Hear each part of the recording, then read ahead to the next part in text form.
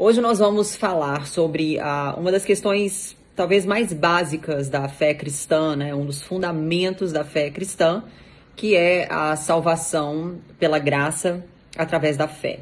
Nós cristãos sabemos que não existe outro meio de salvação senão pela graça do Senhor Jesus através da nossa fé. Mesmo lá no Antigo Testamento, né, as pessoas eram salvas pela graça, ainda que não tivesse a pessoa de Jesus como nós o conhecemos, né, quando o Verbo encarnou, morreu por nós. Tudo no Antigo Testamento já apontava para o Novo Testamento, para a pessoa de Jesus. Então é por isso que Abraão foi nosso pai na fé. Todos eles foram salvos e justificados pela fé. Então não existe outro caminho a não ser graça através da fé. Nós sabemos que existem muitas doutrinas, né, obviamente que fora do cristianismo, que pregam que nós somos salvos pelas obras. Quanto mais generosos nós formos, quanto mais misericordiosos, quanto mais gentis, quanto mais ajudarmos aos mais necessitados, quanto mais fizermos pelos outros, maior é a garantia da nossa salvação. Bom, mas essa é uma ideia totalmente incompatível com o cristianismo, porque crer que um ser humano pode ser salvo pelo seu esforço próprio seria esvaziar a cruz de Cristo, seria eliminar todo o esforço de Cristo, né, a obra de Deus e tudo aquilo que foi feito na cruz, porque nós sabemos que a cruz, ela tem um sentido muito profundo com relação à nossa salvação, né? A morte de Cristo foi uma morte vicária, substitutiva, então era necessário que acontecesse aquilo para que nós fôssemos, então, adotados como filhos e salvos, né, para a vida eterna. Então, como uma forma de discutir com relação a essas questões, eu quero trazer para vocês o sentido das obras na Bíblia Sagrada, nas Escrituras Sagradas e dentro, né, obviamente, da visão cristã. O que então as obras significam? Isso quer dizer que a gente não precisa ter obra na nossa vida? Quer dizer que a gente não precisa fazer nada porque Jesus já fez tudo por nós?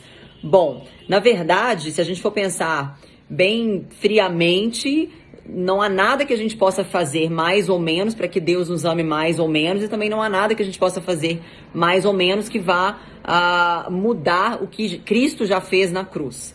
Mas é muito nítido, né, para cada um de nós, nas Escrituras, que as obras, elas são reais, elas são palpáveis, elas são nítidas na vida de um salvo, de um convertido de verdade.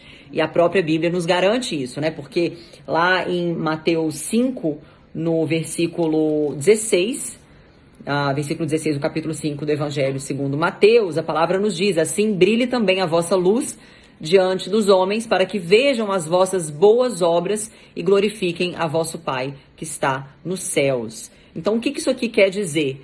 Que as nossas boas obras, elas são, primeiro, uma evidência da nossa conversão, uma evidência da nossa salvação, e as nossas boas obras servem para glorificar o Pai, e não para dizer para os outros: olha quão legal eu sou, eu ajudei o próximo, olha o que eu fiz pelo próximo, olha o quanto eu doei, olha que pessoa generosa eu sou. Não, mesmo porque a Bíblia condena esse tipo de atitude, né? O que sua mão direita fizer, que a esquerda não veja. E é assim, a gente não pode fazer nada para aparecer, para ganhar os aplausos e os holofotes. Isso é farisaísmo, isso os fariseus faziam, não é verdade?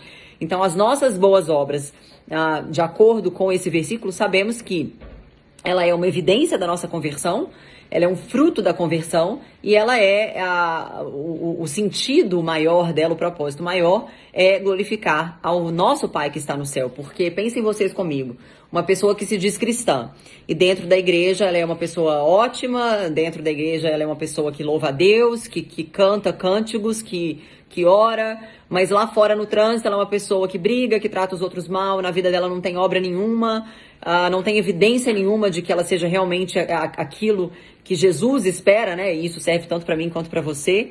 Então ali Deus não está sendo glorificado na vida dela, porque eu brinco que ser crente dentro da igreja é fácil, né? Porque a gente está num ambiente que nos proporciona todo o sentimentalismo, né, para que isso aconteça. Então é relativamente fácil. Mas a nossa grande prova é ser igreja fora da igreja. E nesses momentos é que a gente consegue colocar em prática tudo aquilo que a conversão genuína causou em nós, né? Nos tornamos pessoas generosas, nos tornamos pessoas mansas, enfim, todos os frutos do Espírito que a gente sabe quais são: longânime, e tudo isso precisa ser evidente na nossa vida, né? E precisa ser convertido em obras, em benefício, sobretudo, ao reino de Deus. Porque quando nós ajudamos a um necessitado, nós estamos ajudando ao próprio Jesus, né? E ele mesmo nos ensina isso. Então, as obras, elas não servem para nos salvar. De maneira alguma, as obras são um meio para a salvação dentro dessa verdade, né? Dentro do cristianismo. Ainda que muitas outras doutrinas tentem nos convencer dessa ideia ou vender essa ideia, ela não tem embasamento nenhum e seria esvaziar a cruz de Cristo. Ninguém pode salvar a si mesmo, ninguém pode adquirir um ticket para o céu baseado nos seus bons atos, porque fato é, o homem caiu depois do pecado de Adão e Eva, né? E a consequência, que é o pecado original, o homem caiu e fato é, o homem nunca poderá salvar a si mesmo, porque o homem é criatura, Deus é o Criador.